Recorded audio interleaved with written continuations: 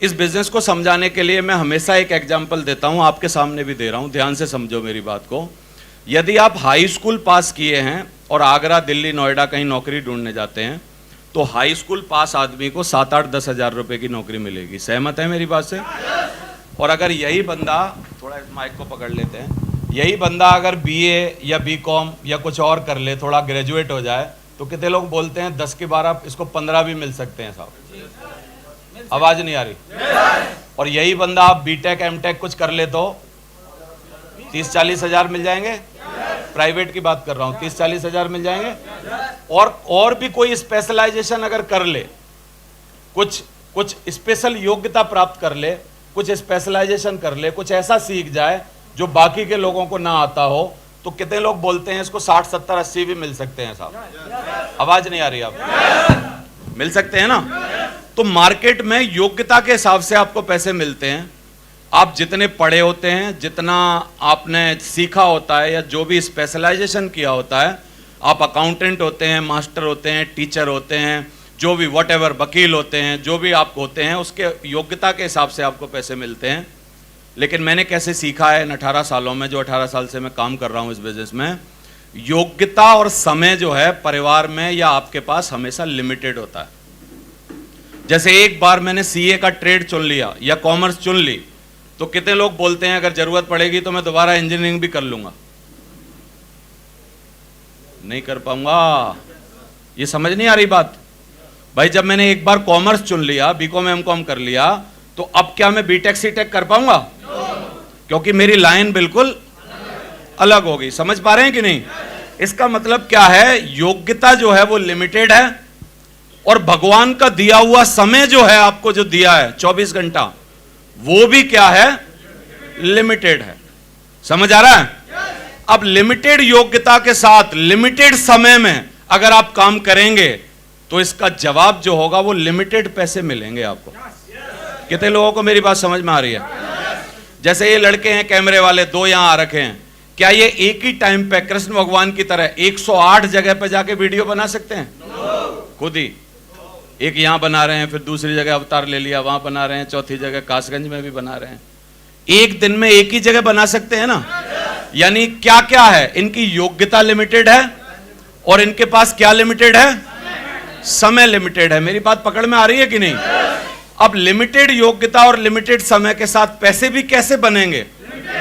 Limited. अब धीरूभाई अंबानी ने क्या किया, बहुत ध्यान से समझिए।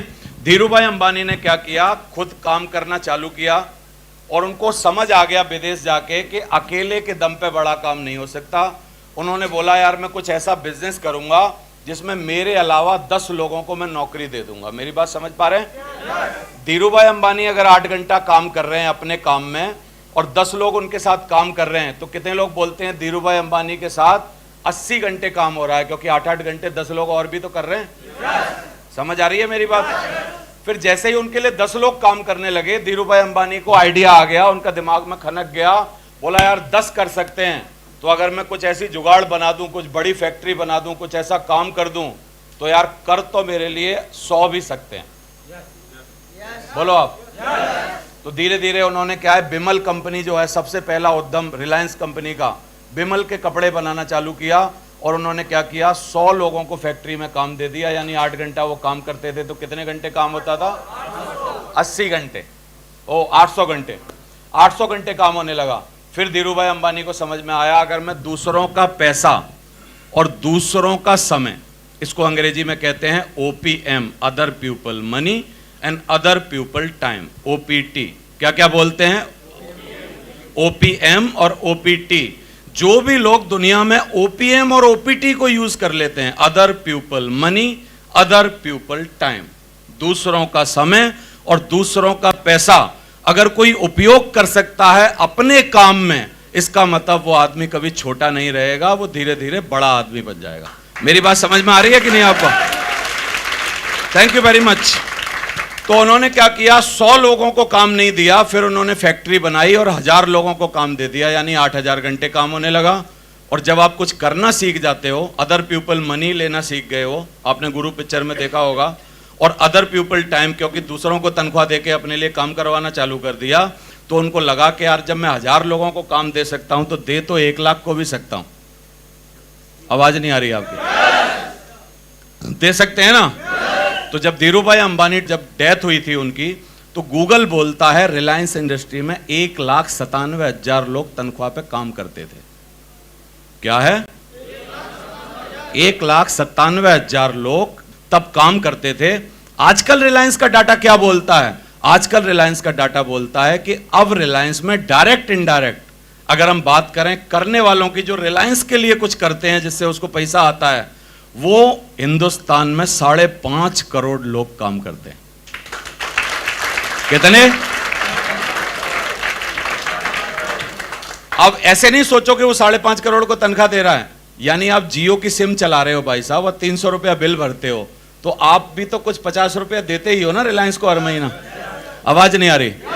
और आप रिलायंस फ्रेश से जाके अगर भिंडी खरीद लेते हो 1 किलो, तो क्या आप रिलायंस को कुछ नहीं देते? देते हैं ना।